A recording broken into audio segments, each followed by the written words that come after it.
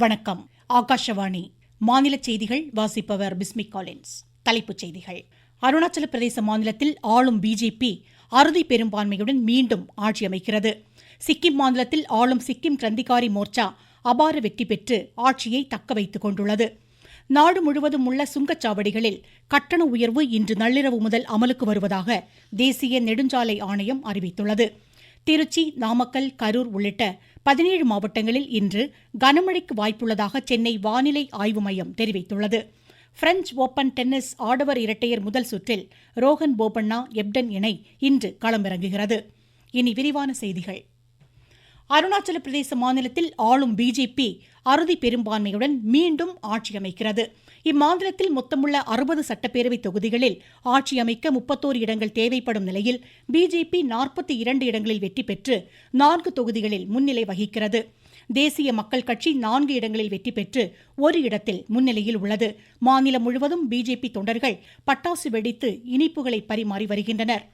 சிக்கிம் மாநிலத்தில் ஆளும் சிக்கிம் கிரந்திகாரி மோர்ச்சா அறுதி பெரும்பான்மையுடன் மீண்டும் ஆட்சி அமைக்கிறது. இம்மாநிலத்தில் மொத்தமுள்ள 32 தொகுதிகளில் ஆட்சி அமைக்க 17 தொகுதிகள் தேவை எனும் நிலையில் சிக்கிம் கிரந்திகாரி மோர்ச்சா 23 தொகுதிகளை கைப்பற்றி 8 தொகுதிகளில் முன்னிலையில் உள்ளது. சிக்கிம் ஜனநாயக முன்னணி ஒரு தொகுதியை கைப்பற்றியுள்ளது. இவ்விரு மாநிலங்களிலும் பேரவையின் பதவிக்காலம் இன்றுடன் முடிவடைவதால் முன்கூட்டியே வாக்கு எண்ணிக்கை நடைபெற்று வருகிறது. அருணாச்சல பிரதேசம், சிக்கிம் மாநிலங்களில் உள்ள தலா ஒரு மக்களவைத் தொகுதிக்கான வாக்கு எண்ணிக்கை நாளை மறுநாள் நடைபெறும். நாடு முழுவதும் 543 மக்களவைத் தொகுதிகளுக்கு வாக்கு எண்ணிக்கை நாளை மறுநாள் நடைபெறுவதையொட்டி அனைத்து ஏற்பாடுகளும் தயார் நிலையில் உள்ளதாக தேர்தல் ஆணையம் தெரிவித்துள்ளது. தமிழ்நாட்டில் 39 மக்களவைத் தொகுதிகளிலும் வாக்கு எண்ணும் பணியில் 38,500 பேர் ஈடுபடுத்தப்பட உள்ளனர். 39 வாக்கு எண்ணும் மையங்களில் 43 கட்டிடங்களில் உள்ள 234 அறைகளில் வாக்கு எண்ணிக்கை நடைபெற உள்ளது. இதற்காக 3,300 மேஜைகள் அமைக்கப்பட்டுள்ளதோடு ஒவ்வொரு மேஜையும் சிசிடிவி கேமரா மூலம் கண்காணிக்கப்பட உள்ளது. நுண் பார்வையாளர்களாக 4,500 பேர் ஈடுபடுத்தப்பட உள்ளனர். மாநிலம் முழுவதும் வாக்கு எண்ணிக்கை பாதுகாப்பு பணிகளில் 40,000 போலீசார் ஈடுபட உள்ளனர். ஒரு வாக்கு எண்ணும் மையத்திற்கு சராசரியாக 1000 காவலர்கள் பாதுகாப்பு பணியை மேற்கொள்வர். திருச்சி மக்களவைத் தொகுதி வாக்கு எண்ணும் மையமான தனியார் கல்லூரியில் அனைத்து முன்னேற்பாடுகளும் தயார் நிலையில் உள்ளதாக ஆட்சித்தலைவர் திரு பிரதீப்குமார் தெரிவித்துள்ளார். அங்கீகரிக்கப்பட்ட நபர்களுக்கு மட்டும் வாக்கு எண்ணும் மையத்தில் அனுமதி வழங்கப்படும் என்றார். சிவகங்கை மக்களவைத் தொகுதியில் வாக்கு எண்ணிக்கையின் போது 1,100 காவலர்கள் பாதுகாப்பு பணியில் ஈடுபட உள்ளனர். நாமக்கல் மக்களவைத் தொகுதி வாக்கு எண்ணும் மையமான திருச்செங்கோடு கல்லூரியில் முன்னேற்பாட்டு பணிகள் முழுவீச்சில் மேற்கொள்ளப்பட்டு வருவதாக எமது செய்தியாளர் தெரிவிக்கிறார். நாமக்கல் நாடாளுமன்ற தொகுதியில் பதிவான வாக்குகள் திருச்செங்கோடு விவேகானந்தா மகளிர் தொழில்நுட்பக் கல்லூரி வளாகத்தில் வைத்து எண்ணப்படுகிறது. வாக்கு எண்ணும் மையத்தில் 6 கண்காணிப்பு திரைகள், பாதுகாப்பு அறையை கண்காணிக்க 7 கண்காணிப்பு திரைகள் அமைக்கப்பட்டு 24 மணி நேரமும் வருவாய் வட்டாட்சியர் தலைமையிலான குழுவினர் கண்காணித்து வருகின்றனர். இப்பணியில் 347 பேர் நேரடியாக ஈடுபடுகின்றனர். மாவட்டம் முழுவதும் 1,424 காவலர்கள் பாதுகாப்பு பணியில் ஈடுபடுத்தப்படுவதாக மாவட்ட காவல்துறை தெரிவிக்கிறது. நாமக்கல்லிலிருந்து எஸ். கண்ணன். மக்களவைத் தேர்தலுடன் சட்டப்பேரவைத் தேர்தல் நடைபெற்ற ஆந்திரா, ஒடிசா மாநில வாக்கு எண்ணிக்கையும் நாளை மறுநாள் நடைபெறுகிறது. கன்னியாகுமரி மாவட்டம் விளவங்கோடு சட்டப்பேரவைத் தொகுதி உட்பட நாடு முழுவதும் 26 சட்டப்பேரவைத் தொகுதிகளுக்கான இடைத்தேர்தல் வாக்கு எண்ணிக்கையும் நாளை மறுநாள் நடைபெறும். நாட்டின் வடகிழக்கு மாநிலங்களில் ரிமால் புயல் பாதிப்பு குறித்து பிரதமர் திரு நரேந்திர மோடி புதுதில்லியில் இன்று ஆலோசனை மேற்கொள்கிறார். தொடர்ந்து நாட்டின் பல்வேறு பகுதிகளில் வெப்ப அலையின் தாக்கம் குறித்தும் அவர் ஆலோசிக்கிறார்.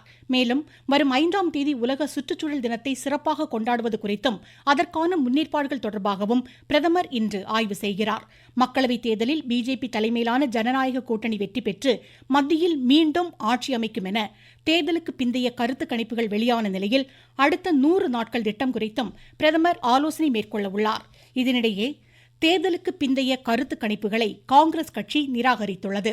முன்னதாக காங்கிரஸ் தலைவர் திரு மல்லிகார்ஜுன கார்கே மக்களவைத் தேர்தலில் போட்டியிட்ட காங்கிரஸ் வேட்பாளர்களுடன் இன்று காணொலி மூலம் கலந்துரையாடினார். வாக்கு எண்ணிக்கையின் போது மேற்கொள்ள வேண்டிய நடவடிக்கைகள் குறித்து இதில் வலியுறுத்தப்பட்டது.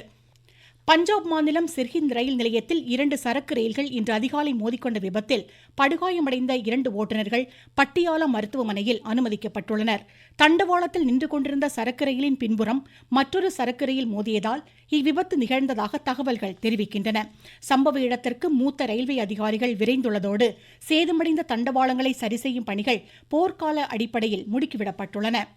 மத்திய பிரதேசம் ஷிவ்பூர் மாவட்டத்தில் நேரிட்ட படகு விபத்தில் உயிரிழந்தோரின் குடும்பத்தினருக்கு குடியரசுத் தலைவர் திருமதி திரௌபதி முர்மு தமது ஆழ்ந்த இரங்கலை தெரிவித்துள்ளார்.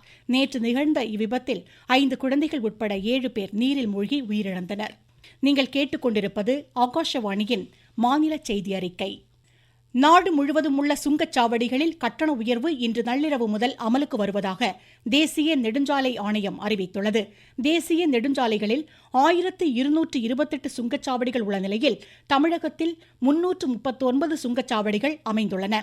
முதற்கட்டமாக மணகெதி, கள்ளக்குடி, வேலூர், விழுப்புரம் நெடுஞ்சாலையில் உள்ள வல்லம், இனம் கரியாந்தல், தென்னமாதேவி ஆகிய 5 சுங்கச்சாவடிகளில் கட்டண உயர்வு அமலுக்கு வருகிறது.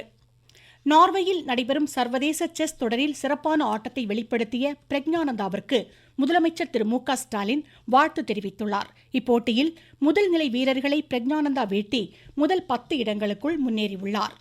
கன்னியாகுமரி மாவட்ட சுற்றுலா தலங்களில் தொடர் விடுமுறையை ஒட்டி கூட்டம் அலைமோதுவதாக எமது செய்தியாளர் தெரிவிக்கிறார். கோடை விடுமுறை இறுதிக்கட்டத்தை எட்டியுள்ள நிலையில் தமிழகத்தின் பல்வேறு பகுதிகளிலிருந்தும் அண்டை மாநிலமான கேரளாவிலிருந்தும் ஏராளமான சுற்றுலா பயணிகள் கன்னியாகுமரிக்கு வருகை தந்துள்ளனர். இன்று காலை முதலே சூரிய உதயத்தை காண்பதற்காக கன்னியாகுமரி கடற்கரையில் அமைந்துள்ள திரிவேணி சங்கம சூரிய உதய காணும் மாடத்திலிருந்து கண்டு தரிசித்தனர். மேலும் நடுக்கடலில் அமைந்துள்ள விவேகானந்தர் நினைவு பாறைக்கு படகு மூலம் சென்று வருகின்றனர். இதேபோல குமரி மாவட்டத்தின் குற்றாலம் எனப்படும் திருப்பரப்பு அருவியிலும் ஏராளமான சுற்றுலா பயணிகள் குவிந்துள்ளனர். கன்னியாகுமரியிலிருந்து குமரன். வளிமண்டல கீழடுக்கு சுழற்சி காரணமாக திருச்சி, நாமக்கல், கரூர் உள்ளிட்ட 17 மாவட்டங்களில் இன்று கனமழைக்கு வாய்ப்புள்ளதாக சென்னை வானிலை ஆய்வு மையம் தெரிவித்துள்ளது. தேனி, திண்டுக்கல், மதுரை, நீலகிரி, நெல்லை, கோவை, கன்னியாகுமரி மாவட்டங்களில் அடுத்த சில மணி நேரத்திற்கு லேசானது முதல் மிதமான மழை பெய்யக்கூடும் என்றும் இம்மையம் கூறியுள்ளது. குமரிக்கடல், மன்னார் வளைகுடா, தென் தமிழக கடலோர பகுதிகளில் சூறாவளி காற்று மணிக்கு 45 முதல் 55 கிலோமீட்டர் வேகத்தில் வீசக்கூடும் என்பதால் மீனவர்கள் எச்சரிக்கையுடன் இருக்குமாறு அறிவுறுத்தப்பட்டுள்ளனர். தமிழ்நாடு கால்நடை மருத்துவ இளநிலை படிப்புகளுக்கு நாளை முதல் விண்ணப்பிக்கலாம் என்று அறிவிக்கப்பட்டுள்ளது. இதன்படி தமிழ்நாடு கால்நடை மருத்துவ அறிவியல் பல்கலைக்கழகத்தின் கீழ் செயல்படும் 7 கல்லூரிகளில் சேர விண்ணப்பிக்கலாம். திருப்பூர் நஞ்சராயன்குளம் பறவைகள் சரணாலயம் பகுதிகளில் சுற்றுலா வளர்ச்சிப் பணிகள் குறித்து மாவட்ட சுற்றுலா அலுவலர் திரு அரவிந்த்குமார் தலைமையில் ஆய்வு மேற்கொள்ளப்பட்டது.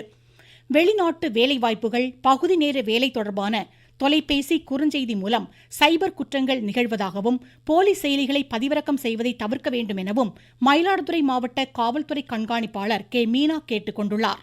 புதுக்கோட்டை மாவட்டத்தில் அதிக கட்டணம் வசூலிக்கும் இ சேவை மையங்களின் உரிமம் ரத்து செய்யப்படும் என ஆட்சித்தலைவர் திருமதி மெர்சி ரம்யா எச்சரித்துள்ளார். விருதுநகர் மாவட்டம் அருள்மிகு சதுரகிரி சுந்தர மகாலிங்கம் கோவிலுக்கு பக்தர்கள் நாளை மறுநாள் முதல் செல்ல அனுமதி வழங்கப்பட்டுள்ளதாக எமது செய்தியாளர் தெரிவிக்கிறார். விருதுநகர் மாவட்டம் சதுரகிரி சுந்தர மகாலிங்கம் கோவிலில் ஜூன் 4 பிரதோஷம், 6 அமாவாசை சிறப்பு வழிபாடுகள் நடக்கிறது. இதனை முன்னிட்டு ஜூன் 4 முதல் 7ஆம் தேதி வரை 4 நாட்கள் தினமும் காலை 7 மணி முதல் மதியம் 12 மணி வரை பக்தர்கள் மலையேற அனுமதிக்கப்படுவார்கள். இருந்தபோதிலும் அன்றைய நாட்களில் மழை பெய்வதை பொறுத்துத்தான் பக்தர்கள் மலையேற அனுமதிக்கப்படுவார்கள் என வனத்துறையினர் தெரிவித்துள்ளனர். விருதுநகர் செய்தியாளர் தா. கமலக்கண்ணன். பிரெஞ்ச் ஓபன் டென்னிஸ் போட்டியின் ஆடவர் இரட்டையர் பிரிவு முதல் சுற்று ஆட்டத்தில் இந்தியாவின் ரோஹன் போபண்ணா, ஆஸ்திரேலியாவின் எப்டன் இணை பிரேசில் இணையை இன்று எதிர்கொள்கிறது. ஐசிசி உலகக்கோப்பை டுவெண்டி கிரிக்கெட் போட்டிகள் அமெரிக்காவில் இன்று தொடங்கின. டல்லஸில் நடைபெற்ற முதலாவது ஆட்டத்தில் அமெரிக்கா கனடாவை 7 விக்கெட் வித்தியாசத்தில் வென்றது. கிரிக்கெட்டின் அறிமுக போட்டியிலேயே அமெரிக்கா வெற்றியை பதிவு செய்துள்ளது குறிப்பிடத்தக்கது. இன்றிரவு 8 மணிக்கு கயானாவில் நடைபெறும் ஆட்டத்தில் வெஸ்ட் இண்டீஸ் பப்புவா நியூ கினியாவை எதிர்கொள்கிறது. லண்டனில் நடைபெறும் புரோ லீக் ஹாக்கி போட்டியின் ஆடவர் மற்றும் மகளிர் இரு பிரிவுகளிலும் இந்தியா இன்று இங்கிலாந்தை எதிர்கொள்கிறது. மீண்டும் தலைப்புச் செய்திகள். அருணாச்சல பிரதேச மாநிலத்தில் ஆளும் பிஜேபி அறுதி பெரும்பான்மையுடன் மீண்டும் ஆட்சி அமைக்கிறது. சிக்கிம் மாநிலத்தில் ஆளும் சிக்கிம் கிரந்திகாரி மோர்ச்சா அபார வெற்றி பெற்று ஆட்சியை தக்க வைத்துக் கொண்டுள்ளது. நாடு முழுவதும் உள்ள சுங்கச்சாவடிகளில் கட்டண உயர்வு இன்று நள்ளிரவு முதல் அமலுக்கு வருவதாக தேசிய நெடுஞ்சாலை ஆணையம் அறிவித்துள்ளது. திருச்சி, நாமக்கல், கரூர் உள்ளிட்ட 17 மாவட்டங்களில் இன்று கனமழைக்கு வாய்ப்புள்ளதாக சென்னை வானிலை ஆய்வு மையம் தெரிவித்துள்ளது. பிரெஞ்ச் ஓபன் டென்னிஸ் ஆடவர் இரட்டையர் முதல் சுற்றில் ரோஹன் போபண்ணா, எப்டன் இணை இன்று களமிறங்குகிறது. இத்துடன் இந்த செய்தி அறிக்கை முடிவடைந்தது.